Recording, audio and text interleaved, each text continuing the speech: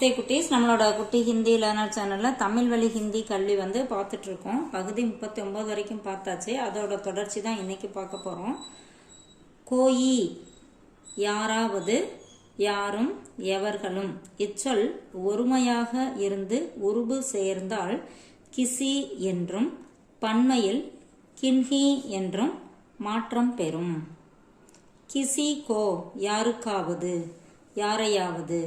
கின்ஹி கோ எவர்களுக்காவது, எவர்களையாவது. கிசி கோ புரா மத் சாஹோ எவருக்கும் கெடுதல் விரும்பாதே. கவனிக்க, பிரதி பெயர் சொல்லுடன் நேரடியாக உருபு சேர்ந்தால்தான் பிரதி பெயர் சொல் மாறும் என்பதல்ல. பிரதி பெயர் சொல் எந்த சொல்லை குறிக்கின்றதோ அந்த சொல்லுடன் உருபு சேர்ந்தாலும் பிரதி பெயர் சொல் மாறத்தான் செய்யும்.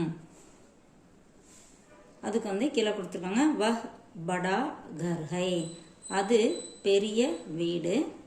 உஸ் படே கர் மே கித்னே ஆத்மி ரக்தே ஹை, அந்த பெரிய வீட்டில் எத்தனை மனிதர்கள் வசிக்கின்றனர். வே ஆத்மி ஆப்பஸ் மே லட்தே ஹை, அந்த மனிதர்கள் தங்களுக்குள் சண்டையிடுகின்றனர். உன் ஆத்மியோ கோ புலாவோ, அம்மனிதர்களை கூப்பிடு. வ என்பது கர் என்னும் சொல்லையும் வே என்பது ஆத்மி என்னும் சொல்லையும் குறிப்பிடுகின்றன. மேலும் கர்மே ஆத்மியோ கோ என்று உருபு தொடர்வதால் அவை உஸ், உன் என மாற்றம் பெற்றுள்ளன. கோ உருபு சேர்ப்பதிலும் ஓர் ஒழுங்குமுறையை கொள்ள வேண்டும். கோ என்பது செய்யப்படு பொருளுக்குரிய உருபாகும். ஆதலால் செய்யப்படு பொருள் உயிருள்ளதாக இருந்தால் அதனுடன் கோ சேர்க்கலாம்.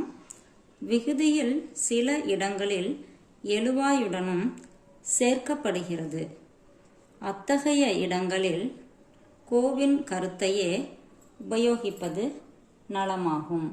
ஹமே சப்கோ பியார் கர்னா சாகியே, நாம் அனைவரையும் நேசித்தல் வேண்டும்.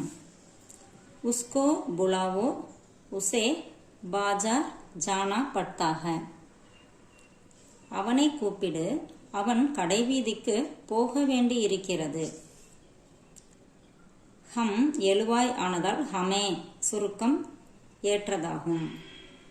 இந்த ஃபர்ஸ்ட் சென்டென்ஸ்க்கு இங்கே கொடுத்துருக்காங்க. அடுத்தது வ செய்யப்படு பொருளாக வந்துள்ளதால் உஸ்கோ ஏற்றதாகும். ஆனால் ஜானா பட்தாக என்பதில் எழுவாய் வ ஆனதால் உஸ்கோவிற்கு பதில் உசே என்பது ஏற்றதாகும். இதோட தொடர்ச்சி நம்ம அடுத்த வீடியோவில் பார்க்கலாம். தேங்க்யூ.